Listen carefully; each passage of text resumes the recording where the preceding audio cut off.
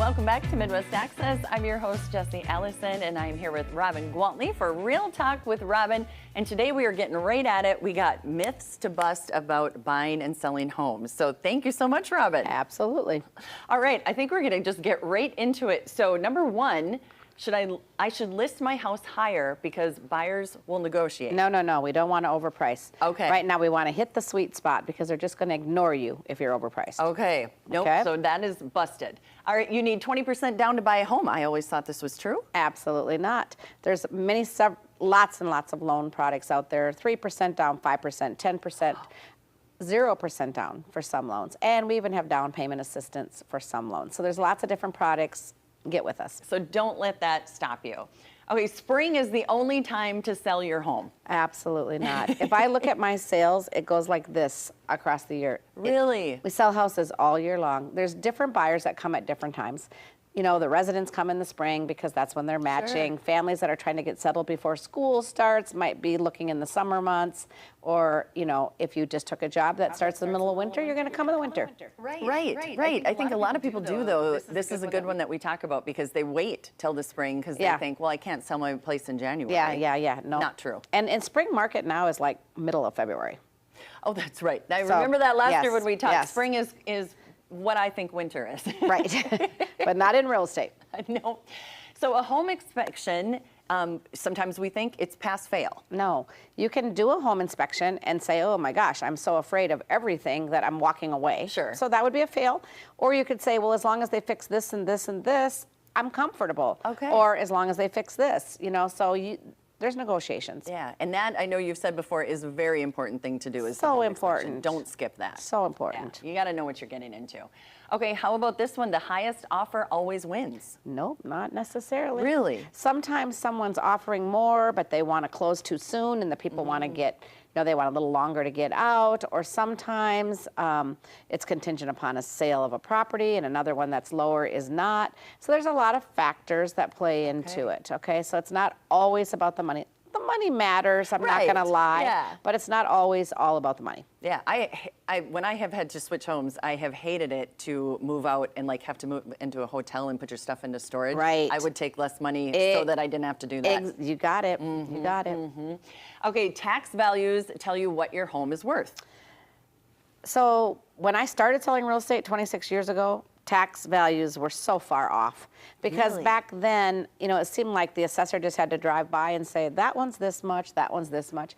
But now they have all the electronic data, have for a long time. So whenever a house sells, it goes into the database. And so now they pull out facts. So they still have a tax assessed value that you pay your taxes on. It's a little lower than your real market value, okay? The real market value is based on, well, the Smiths sold for this, the Jones sold for this, the Johnson sold for this, so you're gonna sell for this. And that real market value is pretty accurate. I mean, we see a lot of houses sell within 1% of that number. Wow. So. Okay, very interesting. All right, here's another one. Finished basements and large renovation projects are dollar for dollar, add dollar to dollar value for the property.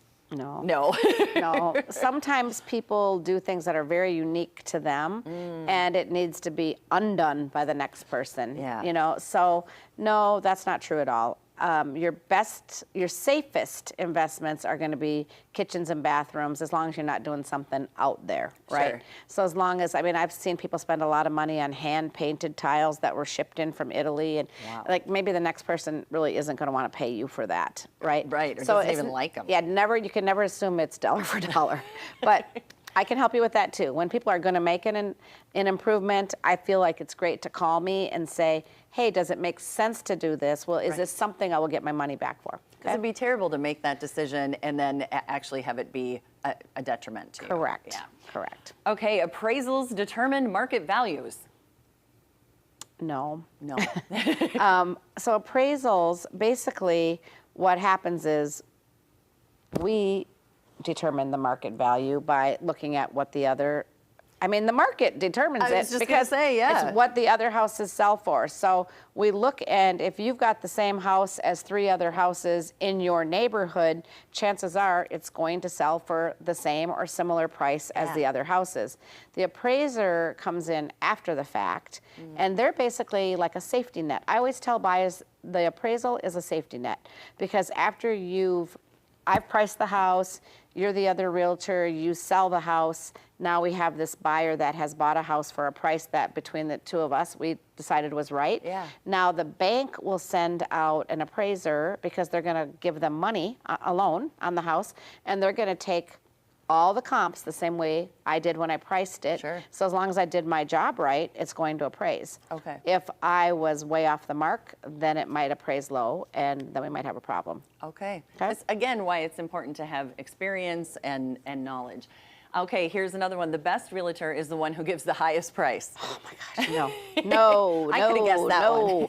And it's so funny because I've been to listing appointments where people say, well, the last person that was here said they can get 50,000 more than you are. And I say, then you better sell with them, because if they're going to be able to get you 50,000 more, I'm not sure what hat they're pulling that out of. Right. But I can guarantee you, sometimes agents will just go along with that price and then say, well, eventually they'll do a price reduction. Well, we're not in the game to keep reducing. No. We want to price it right out of the gate. And let it go for that amount. So here's another one. If a home has been on the market for 60 days, something must be wrong with it. No, things are taking longer. I mean, yesterday I had some sellers in, and in their price point, which was $725,000, average days on market right now is 57 days. Oh, so that's very normal. So just at this know the data. Yes, which that's where you can find it out, is from Robin. And so Robin, how can people get in touch with you? Call me on my cell phone anytime, and that number is 507-259-4926. That's incredible. Thank you so much. This was a fun little myth buster episode. I enjoyed All it. right. All right, we'll be here. Thank you so much for being here, and we'll be back with more Midwest Access in just a few minutes.